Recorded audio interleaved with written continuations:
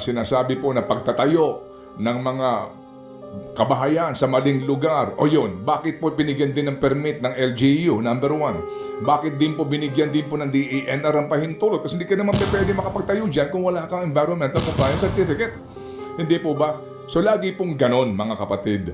Laging ganon po nangyayari. So dito po, importante, na hindi po na naman to bitawan na issue. Kasi kapag nakaligtaan ito, ganon na naman po ang DENR. DENR ang dapat na unang makulong dito sa issue ito. Sa totoo lang. Sila po ang dapat na unang managot dito kasi hindi po naman masisimulan yung proyekto niya kung hindi sila nagbigay ng pahintulot. Hindi po ba? About it. Sa May totoo tama lang. ka. Sorry po. Sorry po. Laging late, ano? Ha? Laging after the incident, pag tayong-tayo na, nakadami na ng kabgab, saka sila magsasabi na bawal pala. May Opo. nilabag pala. At saka parang sa mga minahan din yan, kapag nagkaroon na po ng spill, kapag nagkaroon na po ng dilubyo, saka sila papasok para sabihin, ang dami yung nilalabag na mga provision sa inyong ECC. Parang sa Manila Bay Reclamation, di po ba? Ganon din po yan. Kung hindi pa ho, nandyan na ngayon, ang lapad na, ang lawak na, etarya na, tsaka sasabihin, parang may mali. Parang may mali talaga sa gobyernong ito. No? Anyway, huwag na ho natin pambanggitin itong mga technical na mga provision ng batas. Basic, no? Una, meron pong 700 mga puno doon kung saan, mga kapatid, 11 na lang daw po ang natitira. Correct. Okay. Kasi po, binigyan sila. Ng tree cutting permit. Alright. Binigyan sila ng permiso. Pero mukhang sumobra. Okay. Yun ho bang pagputo ng 700 mga malalaking puno doon sa kabundukan, nangyari ba yan ng isang araw lang? Hindi. Nangyari ba yan ng isang linggo lang? Hindi po ba? So ngayon, sinasabi ng DENR, lumabag kayo nitong mga batas na ito. Okay, pangalawa, mga kapatid, meron kasi silang sinasabi dyan na kinakailangan po nila, no, na magkaroon po ng alam niyo, sa mga minahan, no, sa mga kabundukan, meron dyan kung tawagin retention pond. Ayan. Okay? So, ano bang purpose nun? Kasi nga po dahil kinabkab mo yung bundok, tapos nawalan ka na doon ng puno na bago na po yung terrain, natural, saan naaagos yung tubig na nanggagaling sa ulan o sa kabundukan kung nasa ibaba ka. Mga kapatid, usually po dito sa mga minahan na ito, meron silang retention pond rin para doon sa kanilang mining waste. Yung pong kalimitang aksidente dito po sa mga minahan na ito, gaya po na nangyari dyan sa may banda pong Benguet, yung bumibigay yung retention pond kasi sosobrahan po ng ipon, hindi nakakaya yung volume. Kasi po dyan iniipon na pan para inot-inot mong ibabaksak yung tubig doon. Yan po ang disenyo niyan. Sa mga minahan, ganun po. Meron din silang retention pond. Okay? Siltation pond ang tawag doon. Dito po, retention pond. Pero ano sinasabi sa report ng DENR? Ang analysis po ng DENR, Region 7, ang sinasabi niya, ang kailangan daw para sa area na yan ay 18,500 cubic meters ng retention ponds para po for the catch ng water, at para din ma-prevent yung pagbaba ng tubig. Pero 12 lamang po ang nakita ng DENR. Sila mismo, sinasabi nila, hindi ito sapat, dapat i-upgrade daw ito. At ito pa, natuklasan din po ng DENR na 10 sa 33 na ECC o Environmental Compliance Certificate Conditions ang nilabag ng proyekto na Monterrasas. Posible daw silang maharap, sabi na naman ng DENR, sa administrative at criminal charges. Yung mga nasa likod ng proyektong ito.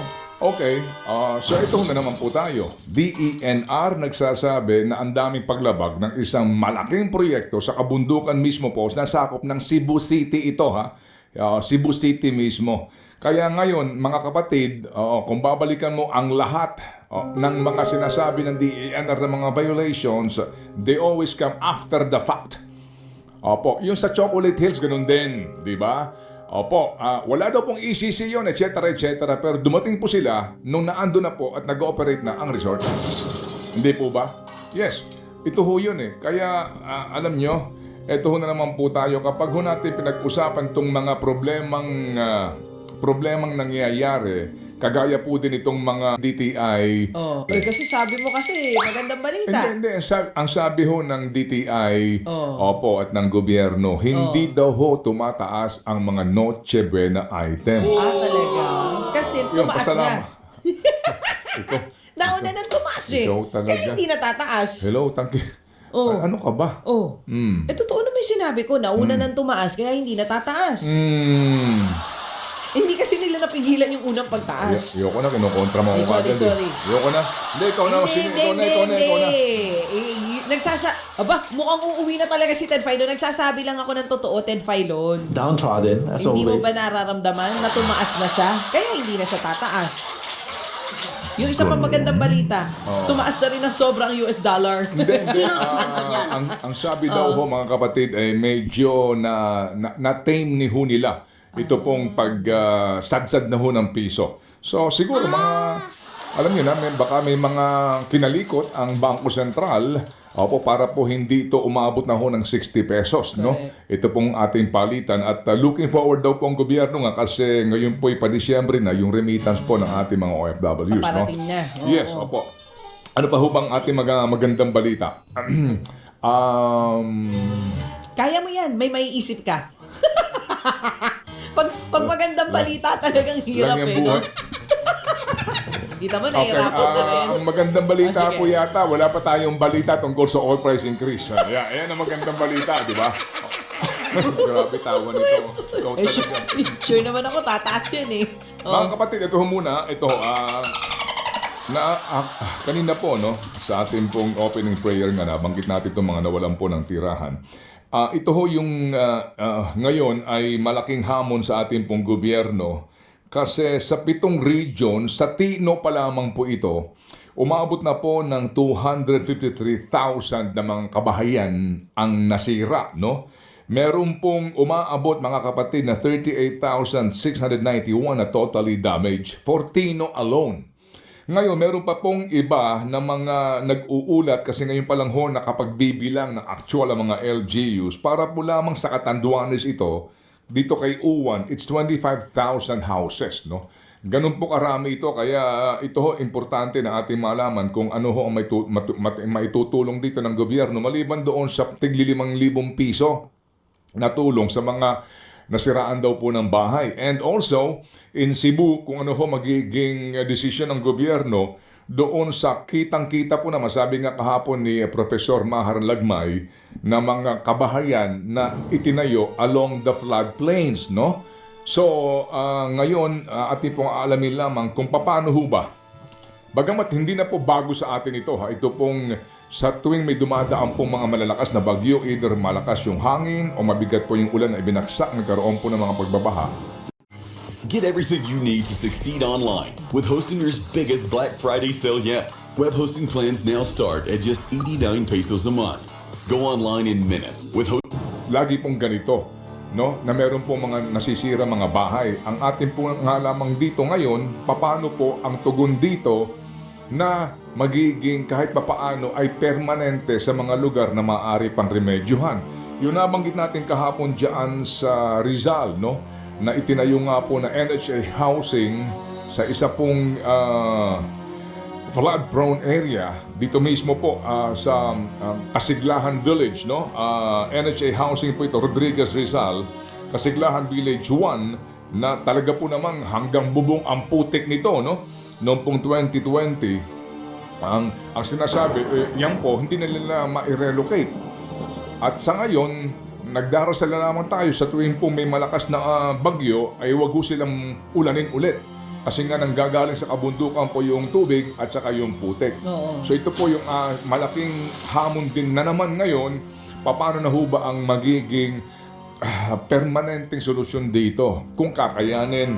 At taon na lang, less than 3 years na lang ho ang pamahalaang Marcos. So sana nga po, dahil sa mga nangyayari ngayon, yung moving forward, kung ano na po ang maaaring gawing reforma. Alright, so ang sabi po ni Ginoong Mahar Lagmay ngayon, kagandahan nga, una sa mga proyekto ng gobyerno, science-based daw po ito, hopefully, and we sincerely pray na ito po'y matupad. At doon sa mga pabahay, mga bagong pabahay, at sa mga existing, kung paano po yung mga mitigation na gagawin para po lesser po ang pinsala at higit sa lahat po, wala kang sana nga mamamatay pa sa ganito mga dilubyo. Yan. Pero sa pangyayaring ito, lalo na po yung nangyari dyan sa Cebu, Aha. dun sa area kung saan tinayuan pa rin, kahit na alam naman na hindi na dapat, Aha. abay dapat may managot. Ganun Saan na lang ito? ba yun? Anong particular tinutukoy mo Merong dyan? mga particular na subdivision dyan, yung binabanggit kahapon ni Sir Mahar, nakitang-kita daw, kasama dun sa Project NOAA, na kasama yung area na yon na at risk. Yun ang sinasabi niya, in-explain niya kahapon. So sa ngayon, tinanong ko nga rin siya, kaninong lapses po iyon? Na under investigation naman daw yan, kaya hindi pa rin siya makakapagsalita as of now. But clearly, yun nga yung binabanggit niya. Pero ang sabi mo rin kahapon, para sa iba na nagbuhos ng pera, Ah.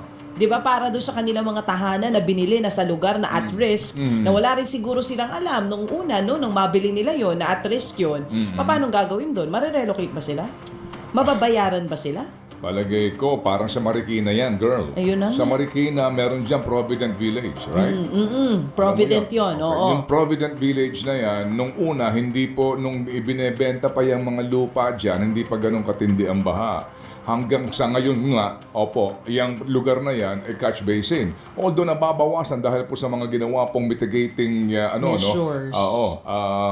action ng gobyerno dito po sa Marikina River. Anyway, sige po. So ito ho'y isa sa ating mga pag-uusapan para din po maging katuwang tayo ng gobyerno sa pagbibigay po ng tamang informasyon sa napakalaking problemang ito. And also nga, dito po na naman yung usapin po ng greed ng ilang pong mga negosyante, no? Greed na wala na pong iisipin kundi ang kumita lamang kahit na po may problema sa mga lokasyon ng kanila pong mga tatayuan na mga pabahay o ganito pong uri ng ilang pong sinasabi na mga, ang iba nga dito, mga high-end na uri po ng mga condominium o buildings. Or alright? townhouse, bahay. Sige, so puntahan mo na ngayon tong Monterrasa. Oo. Okay, Eto itong nga. Monterrasa. Sige, ano ang sinasabi? Ng Department of Environment and Sige. Natural Ano ang Resources. mga kapatid, ito po hinayaan lang nila ito. Ngayon po na may problema, ngayon nagsasabi ang DENR, may mga violation daw ito. Ito nga pong Monterrasas ay isang residential project na sinimulan po mga kapatid noong taong 2024. At kahapon, sinasabi ng DENR na mayroon daw 3 paglabag na nagawa sa construction nitong high-end residential project na ito dyan po sa Cebu City. At tumalabas din daw na kulang ang retention pond na dapat sana'y pipigil po dyan sa rainwater sa area na yan sa Cebu. Grabe nga po kasi naging pagbaha, kaya ang mga taga Cebu, isa sa sinisisi nila, etong proyekto na ito. Ako kay kanina, kausap ko si Direk Joey tungkol dun sa area nila, dun sa kanyang pamilya na binaha. Sinasabi niya, first time din daw iyon nangyari. Ito nga pong sinasabi ng DENR. Yun daw pong ilan sa mga nilabag ng project na ito ay yung Section 77 ng Presidential Decree 705 or Revised Forestry Code of the Philippines. Presidential Decree 1586 of Philippine Environmental Impact Statement System. Ang sinasabi rin po ng DENR, Siguro, para ho, mas maiklaro natin to sa simpleng pananalita.